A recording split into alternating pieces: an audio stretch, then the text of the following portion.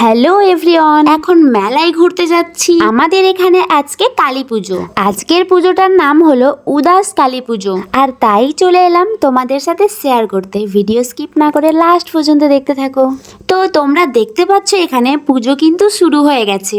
আমি এই প্রথমবার এখানে পুজো দেখতে এলাম। আমি জানতাম দিওয়ালির টাইমে কালী পুজো হয়, কিন্তু এখানে দেখছি আজকে কালী পুজো হচ্ছে, উদাস কালী মায়ের পুজো।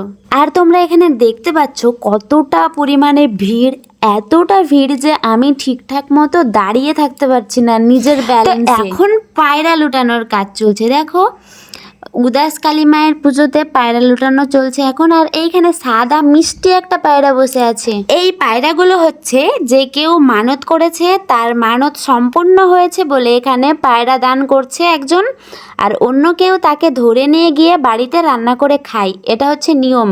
শুধুমাত্র যে একটা পায়রা তা কিন্তু নয়, এখানে আমি দেখলাম আমার চোখের সামনে প্রায় 1-150 খানা পায়রা দান করা হলো। খুব একটা বেশি সময় আমি এখানে ছিলাম না, তার মধ্যে আমি দেখলাম পায়রার ছোট ছোট ছানা যারা এখনো উড়তেও শেখেনি এখানে লুটানো হলো। আর এই দিকে দেখো এই যে পাঠা রয়েছে, এগুলোকে বলিও দেওয়া হবে এখন এই পুজোতে।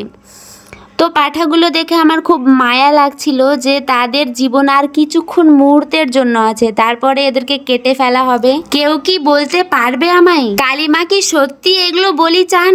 আমার খুব কষ্ট হয় এগুলো দেখে। আমি জানি কালীমা হচ্ছেন জগৎ মাতা।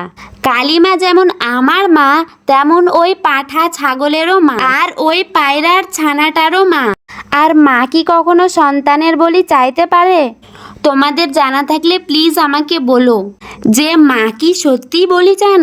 তোমরা সবাই সুস্থ থেকো, ভালো থেকো। দেখা হবে তোমাদের সাথে নেক্সট ভিডিওতে। টাটা।